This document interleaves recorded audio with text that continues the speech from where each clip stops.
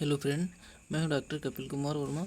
मैं आज आप लोगों को बताऊंगा हेपेटाइटिस के बारे में। तो हेपेटाइटिस क्या होता है, इसके कौन कौन से लक्षण होते हैं, इसका उपचार कैसे किया जाएगा, इसमें क्या क्या लक्षण दिखते हैं, सब कुछ बताएंगे। हेपेटाइटिस जो होता है, इन्फ्लामेशन होता है लीवर का, inflammation of liver. Hepatitis is inflammation of liver, मतलब लीवर में स्वेलिंग आती है, सूजन आती है ड्यू टू वायरल इन्फेक्शन। तो देखते हैं हेपेटाइटिस क्या होता है। वायरल हेपेटाइटिस, जिसे हिंदी में वायरल यकृत शोथ भी कहते हैं, यह एक ऐसी स्थिति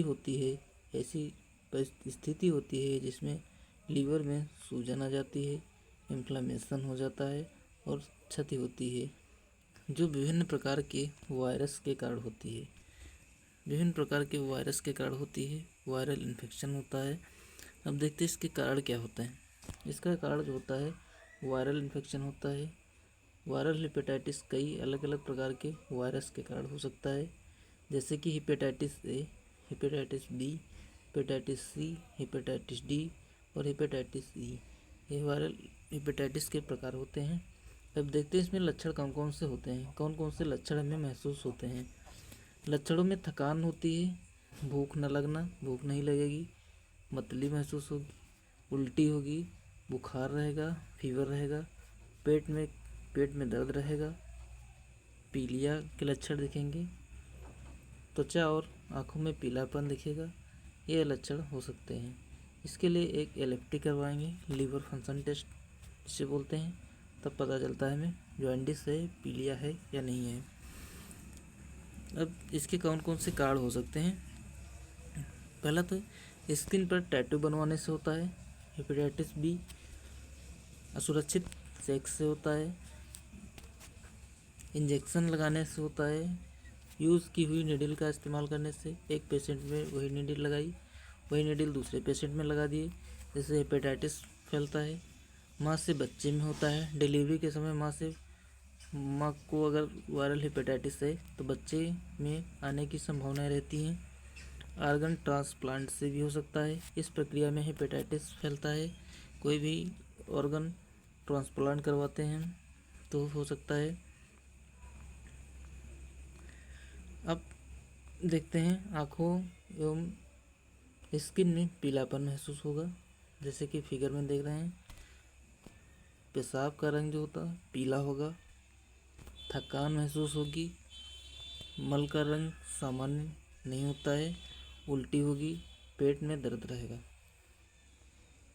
अब देखते हैं कितने प्रकार का होता है। हेपेटाइटिस ए जो होता है, छोटे समय का संक्रमण होता है, इन्फेक्शन होता है, जो आमतौर पर हल्का होता है या दूषित भोजन या पानी के सेवन करने से फैलता है। हेपेटाइटिस बी जो है, ये गंभीर संक्रमण होता है, जो रक्त या शारीरिक तरल पदार्थों के संपर्क से फैलता है। हेपेटाइटिस सी यह भी एक बहुत ही गंभीर संक्रमण होता है, जो रक्त के संपर्क से फैलता है। यह क्रोनिक लंबे समय तक रहने वाला वायरल इन्फेक्शन होता है। हेपेटाइटिस डी जो होता है, हेपेटाइटिस बी के साथ रहने वाला ये संक्रमण होता है और यह रक्त के संपर्क से फैलता है। हेपेटाइटिस ई, यह एक तीव्र संक्रमण है जो दूषित पानी के सेवन से फैलता है। अब रोकथाम कैसे करेंगे। हेपेटाइटिस ए और बी के टीके उपलब्ध हैं, वैक्सीनेशन होता है। स्वच्छता पर हमें पूरा ध्यान रखना चाहिए, सुरक्षित यौन व्यवहार करना चाहिए। हेपेटाइटिस सी से बचने के लिए रक्त परीक्षण और असुरक्षित इंजेक्शन से बचना चाहिए। अब उपचार कैसे होता है। हेपेटाइटिस ए और ई आमतौर पर बिना किसी उपचार के ही ठीक हो जाते हैं। हेपेटाइटिस बी और सी के लिए एंटीवायरल दवाएं उपलब्ध हैं जो संक्रमण को नियंत्रित करती हैं। एंटीवायरल दवाओं में एसाइक्लोविर, हर्पिकाइड नाम से आती है, जिसकी मैक्सिमम डोज 700 mg दी जाती है। कुछ मामले में लीवर ट्रांसप्लांट की आवश्यकता पड़ती है। जब ज़्यादा लीवर डैमेज हो जाता है तो हमें लीवर ट्रांसप्लांट की आवश्यकता पड़ती है। Thanks for watching.